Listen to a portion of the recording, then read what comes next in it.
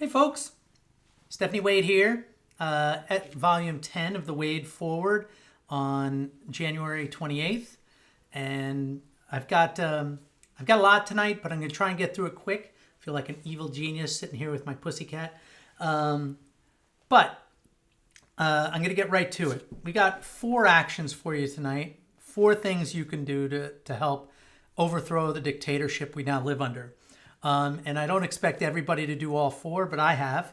And I'll tell you about them. And I'll tell you how you can do them pretty easily. And I'll make it easy with the links and the addresses in the chat. But, what I'm going to ask is that you do at least 2 of the 4. And 1's super, super easy. So I hope you'll do that. All right, so let's get right to it. Overview. We're going to talk about impoundment tonight. And impoundment is basically the constitutional fight we're having right now over the most basic element of our democracy, which is that the president doesn't get to dictate what he spends and what he doesn't spend. That prerogative is entirely belong to the Congress. And I won't belabor it and give you an entire lecture on it, but the gist of it is, right now, the Trump administration is asserting that it can just stop spending money on any program it doesn't like. That's not true. It's not true at all. The Impoundment Reform Act of 1973 says it's not true. And every single thing about our Constitution says it's not true.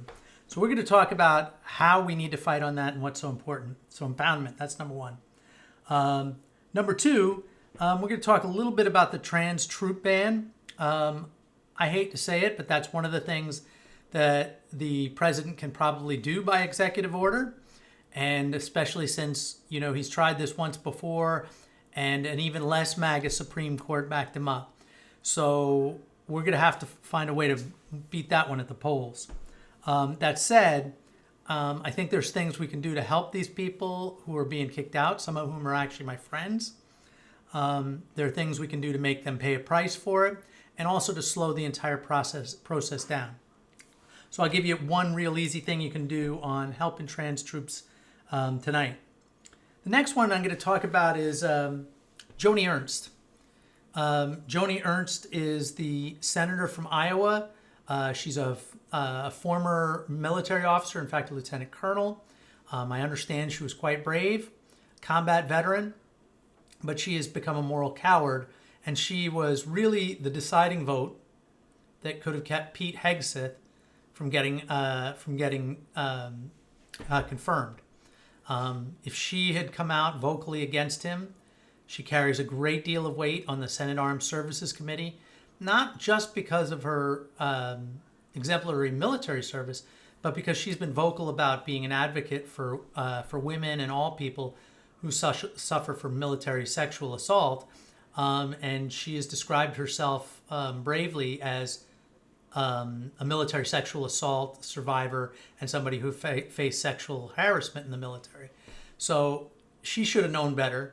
She made indications in the beginning she knew better, and then she just caved like a cheap folding chair and gave in to the MAGA mob when they started to come for her. So we're going to talk about how you can hold her accountable for that. And by the way, that's a real long game kind of thing, the kind of thing Democrats haven't done before, but we need to do. And the last one's going to be to talk about how we can make sure that here, it's going to be a think local or think globally, act locally kind of issue. Because we're going to talk, and I've talked before about the wildfires, but we're going to talk about what we need to make sure that California does not give a goddamn inch on, begging for federal disaster aid. That relief belongs to us. We've paid for it. Those people who need it need to get it and need to get it quickly. But we can't be short-sighted and allow the Republicans to make us concede anything for that money. It would be a terrible precedent, and to be frank, it would, if we give even so much as an inch, it's going to be giving a mile of our democratic rights away to this fledgling dictatorship.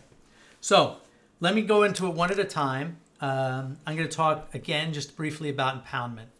So, I could sing a Schoolhouse Rock jingle, I'm not going to go into it at great length, but we all learned as children that the Congress has the power of appropriations. They have the power of the purse. It is its most vital power. It was what the framers intended, that Congress had that signal power. It's one of the key differentiators between our three branches of government, and the goddamn president doesn't have the ability to decide what he will and won't spend on. That's by Congress. Sometimes Congress crafts an appropriations bill that allows the president to spend less if he thinks so on a particular program. But those are laws. Those are real laws. Every time Congress passes an appropriation bill, it's a fucking law, and Trump has to abide by it. So what I'm going to talk to you tonight about is a letter I've sent by email to Dave Min, and I'm going to suggest that you write to your elected member representative in Congress, or if you like, one of our two senators. But here's what I wrote to my senator, who I've known Dave Min for about 7 years now, and he is a powerful champion for us. But as you know, this shows a lot about how Democrats have not been very effective at fighting this evil, dictatorial Trump MAGA movement. And I think Dave might need just a little encouragement because, to be frank, he's a freshman surrounded by sitting members of Congress and a Democratic leadership that doesn't know how to fight.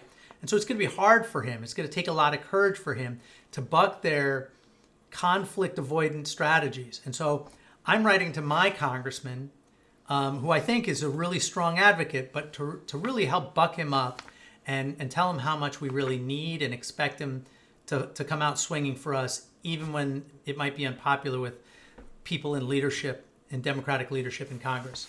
So here's what I'm about to send Dave in an email this evening.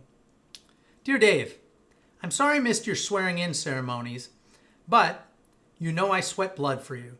In fact, I figured out that I knocked roughly 7,500 doors for you and Derek between July and Election Day. And I did a bunch of ballot curing too. Sorry, evil kitty cat. Ah, you may do that again. Where was I? All of which is to say, I'm very proud that you are representing me at this critical moment in history. I've been telling people in my YouTube videos that we are not fighting to save our democracy because we are no longer living in one. We are fighting to overthrow this dictatorship. We, as a nation, have accepted, have allowed, and normalized so much of MAGA's blatant criminality and abrogation of both the spirit and letter of our Constitution that it is only fair to say that we are now living in an Erdogan/Orban kind of dictatorship. With that in mind, I know you as one of the strongest MAGA fighters around. I know it can be hard when you're just getting the lay of the land as a freshman, but I urge you to be loud and unequivocal, particularly in this blatantly unconstitutional fight over overspending and the president's claim of a non-existent impoundment power. Get in the news, speaking forcefully. Do whatever you have to do to be in the news, speaking forcefully about this. If leadership won't fight for Congress's fundamental power as keeper of the purse, then you need to lead the leadership. Don't let the passivity of others deter you. Fight, fight, fight. Thanks, Dave. So that's the first action tonight. I just encourage you, it can be a lot shorter, but I encourage you to tell your elected representatives they have to fight this. This is an enormous constitutional fight. Trump is doing all sorts of unconstitutional things and essentially suggesting with these executive orders that because he says it, it's so, like he were a king. I don't know how serious he is and how far he wants to push, but he's already pushed way too far. And if we accept any of this, this dictatorship continues. We got to put a stop to it. Okay, next I'll talk about trans troops, which is an issue near and dear to my heart. I served in the closet, but even at that, it was pretty painful, and I saw and heard and even basically participated tacitly in extreme homophobia when I was in the service. And to this day, I have a lot of survivor's guilt about that. I mean, I saw people badly beaten because of who they were. And our military has made such incredible progress since then. As a matter of fact, I'm proud to say that I served in a rifle battalion that was commanded by two gentlemen who went on to become 4-star generals, General John Allen and General Joe Dunford, both of which became 4-star generals. General Joe Dunford, in fact, the first Marine to be the Chief of Staff for the entire military, Chairman of the Joint Chiefs. What I'm proud to say about them is they were both outspoken in saying that there was no problem with transgender people serving in the military and that they would meet the same standards that they could, and they did, and there was no problem. In fact, General Allen, because he was retired at the time, signed on to a letter with a bunch of other former general officers saying that a ban on transgender service was bad for the military. It was actually bad for mission accomplishment, and that it was wrong. And as I said, General Dunford was chairman of the Joint Chiefs, and he said clearly to Congress, in spite of what the president wanted, President Trump at the time in his first administration, General Dunford was clear that there was no problem and the military could drive on with transgender troops being part of the team. All right, so here's what I want to suggest, and this is the easiest thing you can do. I mean, we're probably going to lose this fight in the short term, right? In the last Trump administration, he implemented a ban by executive order, which is basically, the executive's right to decide what policies will be implemented in the military. Outside of some broad guidance from Congress, the executive branch, the president and the Secretary of Defense, really run the military and get to decide pretty much what the rules and regulations are. And though I would have hoped that the courts found differently, when the transgender troop ban went all the way to the Supreme Court backed up President Trump. So there was probably not a lot we can do to stop this in the near term. But there is a lot to do to honor those that have been serving as transgender troops. Also, to make Republicans pay an enormous price for this, because it is really bad for morale, for readiness, for the taxpayer. And I'm going to explain that. So it's really also a way of kind of remembering the positives of transgender service, so that when we get back to trans folks being able to serve, and hopefully these people he's about to kick out are reinstated, it's important that we remember their service. So with that in mind, I'll drop a link in the chat, but if you don't even want to go there, you can look up a woman named Bree Fram, Breefram, Bree Fram. Bree Fram is a full bird colonel in the U.S. Space Force. She's literally like a rocket scientist and an incredibly valuable asset to our nation. She's also a transgender woman who survived the first Trump ban. She was grandfathered in and got to stay in. They're not doing that this time. They're tossing everybody. But Colonel Fram has also been outspoken, and this is kind of unique. I know at least 2 active duty people who are transgender and serving right now. One of them is Colonel Fram. The other one is a sergeant who's a Apache helicopter mechanic and crew chief who's got about 10 years in the military and stands to lose his pension. And he's a transgender man, and I can't tell you his name because most transgender people in the military, you might be out to your comrades and your battle buddies and the people on the right and the left of you. However, being outspoken about anything, especially anything political, it's not only outside the culture, and can be quite verboten, and it's just poisonous to the way the military runs.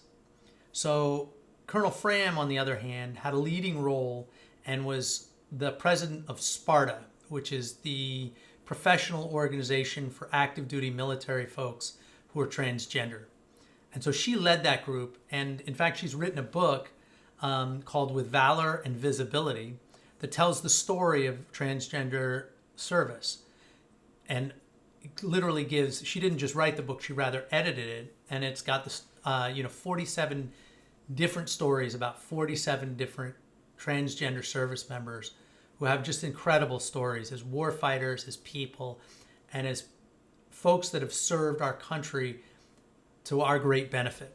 So you could go out and buy that book. That'd be great. It's on Amazon, Brief Ram. But just the simpler, I promised you simple on this one. Literally just look Brief Ram up on Facebook. And the reason I say that is because if you look at her profile and look at a few of her posts, several of them are about a lot of her posts have been about transgender service members who are really exemplars of everything the military stands for. And it's important to understand that no transgender person in the military has ever sought any special accommodation. They want to serve as equals, and that's the only basis on which they've ever asked to serve or would ever accept service. So these are people that are meeting or exceeding every standard that's put before them. And I want you to learn about that. There's it'll make you smarter, and you can have some of these conversations, and you should know about that. All right, the next one I'm going to talk about, I mentioned Joni Ernst. And before I read you the action, I'm going to suggest you write to Joni Ernst. And I'll drop the link to email Senator Ernst. So you can just make it a quick email and make it short. I don't care if it's 2 sentences. But here's what we got to do. We got to play the long game here.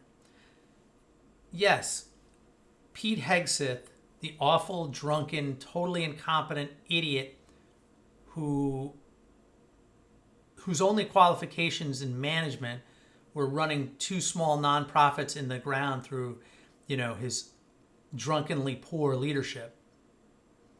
Pete Hegseth has been confirmed and is now our Secretary of Defense. That has left the station. However, Joni Ernst is still a sitting senator.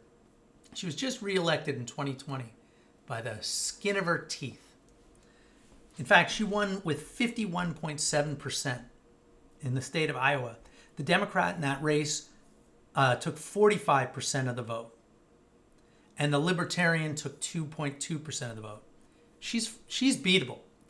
And what we need to do is get her negatives up. Now you will recall that they did this to Hillary Clinton for decades. Literally for 20 years before she ran for president. She was vilified and vilified and vilified and a Republican attack machine. Well, that's the kind of attack machine we need to start having because we're taking the goddamn gloves off. And so I vote that this coward, Joni Ernst, who more than anyone is responsible for Pete Hegseth, after Donald J. Trump, she is the next most responsible because she was in the clearest position to block his nomination because of who she is and what she's done. As I mentioned, Joni Ernst served admirably and was a combat veteran and retired from the military as a lieutenant colonel. All good, right? She also did double service to our nation in being open about surviving military sexual assault and sexual harassment while in the ranks. And that has been actually one of her signature issues. She was really important in the fight to take sexual assault cases out of the chain of command and leave them in the hands of the judge advocate's office within the military because commands had proven that they didn't take seriously, and often there were gross miscarriages of justice where blatant predators were allowed to repeat offend because they seemed too valuable to the command to take the complaints of usually women, but also men, to take those complaints of abuse seriously. And so she's done some good work on that. However, she is all on board with MAGA. She made noises like she clearly knew better than to support Pete Hegseth. And when she sent a few smoke signals saying that she had serious reservations about his nomination, all of a sudden she got a lot of MAGA pressure and a lot of MAGA hate, and she dropped her opposition and supported him. She could have blocked this nomination. Remember, he was nominated in a tie vote, 50-50, in which the vice president had to be the tie-breaking 51st vote in favor of Pete Hegseth getting this nomination or getting confirmed. So we need to make this woman pay and pay and pay. And we need to make her personally responsible for every woman and every man in the military who gets raped or sexually harassed, because she could have stopped this. And especially given that it was her issue. So this woman that won by 51.7% of the vote, I think is vulnerable. In 6 years when she's up, we need to beat her. And we're going to spend the next 6 years taking her down. And we're going to start doing that with a lot of Republicans. But tonight I'm going to start with Joni Ernst. So as I said, write a 2-sentence email to her and tell her how upset you are and that you're always going to remember that she helped confirm Pete Hegseth, and that she's going to be personally responsible, share responsibility in all the terrible things that are going to flow from him. But let me just read you what I wrote, because I was scathing. So this is actually the, I already sent it in electronically, and this is the snail mail copy that I'll put in the U.S. Post tomorrow. Senator Ernst, notice I didn't have a nice salutation. No, dear Senator Ernst. Senator Ernst, I understand you were once a brave soldier, and that you have been outspoken on the issue of military assault, sexual assault, and harassment until now.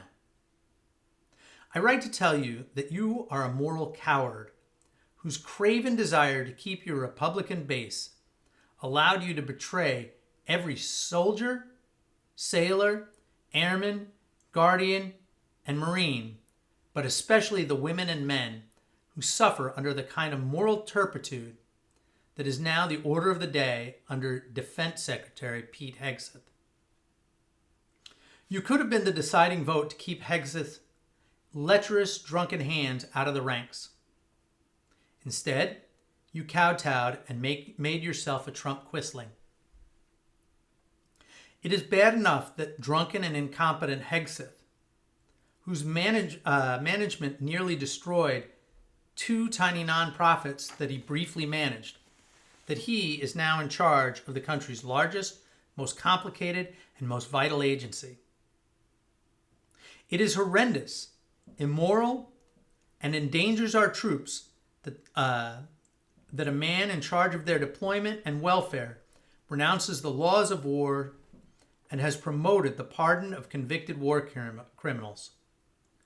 It is despicable that he has cast aspersions on the honorable service of Black, Latino, and queer Americans. What is far, far worse is that this known misogynist, multiple adulterer, and sexual predator has now been vindicated and put in charge of 3 million American heroes. Military sexual assault, rape, and harassment in the ranks have long been uncontrolled problems undermining the good order and discipline of our military for decades. But now that an opponent of reform and accountability is in charge, it will surely be worse. I know several women who currently serve. Most of them are MST survivors who have been raped by fellow servicemen and service members and superiors. They are terrified at the wind of impunity, the sense that Hegseth's leadership means an open hunting season for predators. You, more than anyone, betrayed those service members. I and my friends will hold you accountable for your leading and shameful role in this tragedy. We will contribute to every opponent you ever run against and call out your shamelessness every time you are considered for an office, and we will make this letter and hundreds like it as public as possible. Sincerely, Stephanie Wade. So I strongly advise you to send maybe a 1 or 2 line email, but then maybe make a post with a picture of Joni Ernst, and let's start getting her negative numbers up, right? That's an easy one. Okay, and the last one is going to be writing to our California representatives. As I said, we want to think globally and act locally. So the key here is that we not cave in on Republican efforts to make California beg, grovel, plead, and accept poison pill Republican legislation in return for the disaster aid that our fire victims deserve and need. I want to put it to you this way. I don't like and don't accept any of the conditions that Speaker Johnson and dictator Trump have suggested Californians need to accept in return for the federal government giving our people aid. I don't accept any of it. But let me give you an example of the worst of it, and the one I think they'll really try for. They want to demand that California have a voter ID law, meaning that every time you vote, you would have to vote in person and you'd have to show a state ID. That's been proven, by the way, to suppress the vote in poor and minority communities. It's not acceptable. California's system, and I know it intimately. I've been a poll watcher and helped lead campaign organizations at the registrar voter during the counting process. It's incredibly accurate. In fact, if you go see it for yourself and observe, it will make you so proud of how we can run a good democratic vote. They do everything right. And yes, it takes a long time. And in some of these close elections, people were only being confirmed in their seats for Congress in several cases, including Dave Mann and especially the super tight Derek Tran race. Those races were called very late because we take a long time counting. So what? We get it right, it's accurate, and we have a system that allows everybody to vote in a convenient fashion. So we shouldn't take that. But the bigger reason we shouldn't take that? Because if we accept Donald Trump and Mike Johnson dictating to the state of California how it runs its elections, that will be an enormous step on the road to a much stronger dictatorship. Understand this.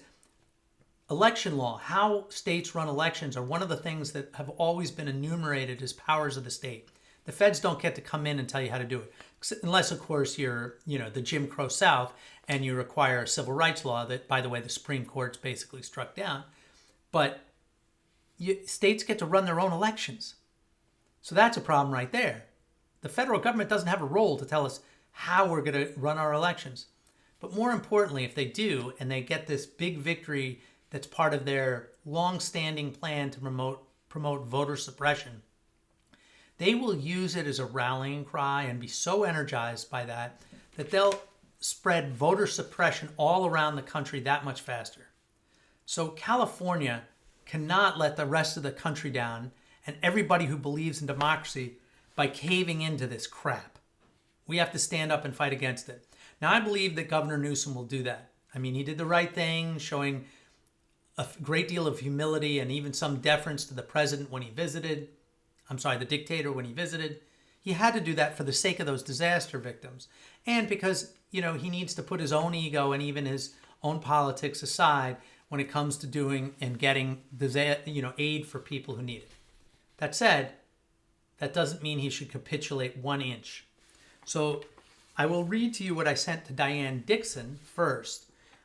So Diane Dixon represents me in the state assembly, and she's a Republican, moderate Republican for the most part as they go, although what is a moderate Republican? If you support Donald Trump, how can we call you as moderate? But in the end of the day, she's not the worst of the worst, and she's actually done some positive things around the margins on the environment. And as I said, she represents me. Now, I'm not going to say I'm a Democrat. I'm not going to talk about Republican. I'm just going to be a cordial constituent. This is how I addressed Miss Dixon. Dear Assemblymember Dixon, thank you for being my Assembly member. I write to urge you to stand with Representatives Young Kim and Ken Calvert. Young Kim and Ken Calvert. Those are 2 Republican members of Congress. So let me read the start of the letter again. Thank you for being my Assembly member. I write to urge you to stand with Representatives Young Kim and Ken Calvert in arguing for a clean federal wildfire relief bill. For the sake of those Americans suffering in Pacific Palisades, Malibu, and Altadena, as well as every other American who will need federal disaster relief in the future. We cannot allow partisan politics to enter into disaster relief by placing conditions on it. I hope you will make at least 4 points. First, California is one of only a handful of states that pays more in federal tax than it receives in federal benefits and spending. So, in a very real sense, that disaster relief money belongs to California taxpayers who are most impacted and who need it and need it quickly. The other devilish cat. Marsha P. Johnson, named after one of my sheroes. She's natally male, but she can't tell me her pronouns. So where was I? 2. While there may be issues around zoning and building codes, there was no failure of policy that led to the damage. Indeed, for the past decade, California has been making great strides in fire preparedness and even making some progress in zoning and building codes. More to the point, much like a hurricane or a tornado, there is nothing that can stop the destruction of 100-mile-per-hour plus wind-driven fires in drought-parched hillsides. Number 3, no conditions have ever been placed on federal disaster relief, and to do so now would be a gross injustice. The case of Texas is helpful here.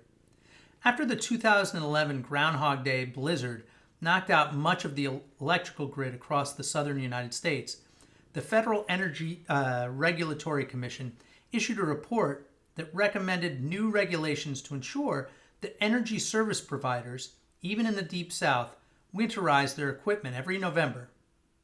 But Texas rejected these regulations and went with a go-it-alone program, in which they cut themselves off from much of the national grid and left service providers dangerously unprepared. So, 10 years later, almost to the day, the Groundhog Day blizzard of 2021 hit. Where most of the southern states experienced short outages, Texas's unwinterized power plants and its isolation from the national power grid kept the power off in many parts of the state for several weeks. This resulted in an epic disaster in which 248 Texans lost their lives, most of them from exposure in electrically heated homes. Nevertheless, Congress and the President expedited aid, and members of the Congress helped bring charitable contributions to supplement that aid for the benefit of those Texans. Number 4, if the American people feel that disaster relief has been callous, insufficient, or incompetent, they will punish the party in charge at the polls. That's exactly what happened in the 2006 midterm elections, when voters all across the country wanted to punish the Bush administration, and the Republican Party lost control of both houses and a whopping 31 seats in Congress. Thank you. I know you'll fight for us. Regards, Stephanie Wade. And now I'm going to send one, like basically a love letter to Gavin Newsom, trying to, help make him feel strong in a stance against this. So this is what I'll be sending to Governor Newsom tonight. Dear Governor Newsom, I want to thank you all for for all you are doing to help bring relief to the Southern California wildfire victims, and especially for showing such grace and humility when dealing with President Trump. That must have been hard to do, given his gross lies and his attempts to turn our tragedy into his political victory. But it was the right thing to do.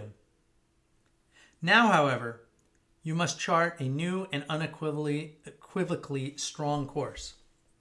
I urge you to work with our legislature and to strenuously and vocally reject any conditions the MAGAs in charge of the federal relief try to impose.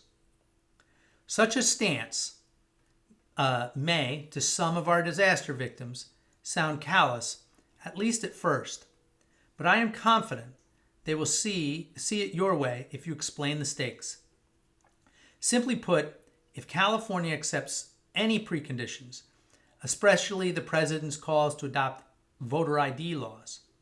If we accept any conditions, it will be a major boon to a fascist movement that is threatening the very existence of our democracy. Regards, Stephanie Wade. Well, that's it, folks. I hope it wasn't too long. I thank you for your time. Again, the 4 actions you can write to your member of Congress about, or your senator about impoundment, and that we're not going to allow this constitutional crisis to go, and that they need to fight and take a stand for the basic operating of our democracy. Second, transgender troops. Just go look at a couple of stories. Look up Reframe, and you'll learn a lot about what heroes these people are and how they don't want anything special. They just want the right to serve. You'll also learn, by the way, that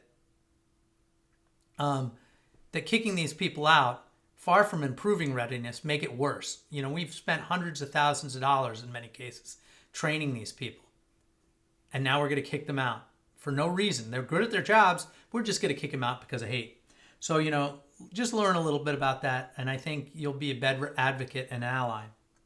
And then there's the Joni Ernst issue, where participate in this campaign to make Joni Ernst pay for the rest of her sordid political career for her dastardly role in helping and being the swing vote that confirmed Pete Hegseth. We're going to get her negatives up so that she loses that seat and we gain a Senate seat in 6 years in Iowa. Long game, folks, long game. And finally, the Think Globally, Act Locally one. Make sure that we're reaching out to the people who represent us here in California, from Governor Newsom to our state senators to our assembly people. Make sure they know that we can't give an inch and won't give an inch, and we will hold people accountable if they cave to these MAGA preconditions for aid that is rightfully California's.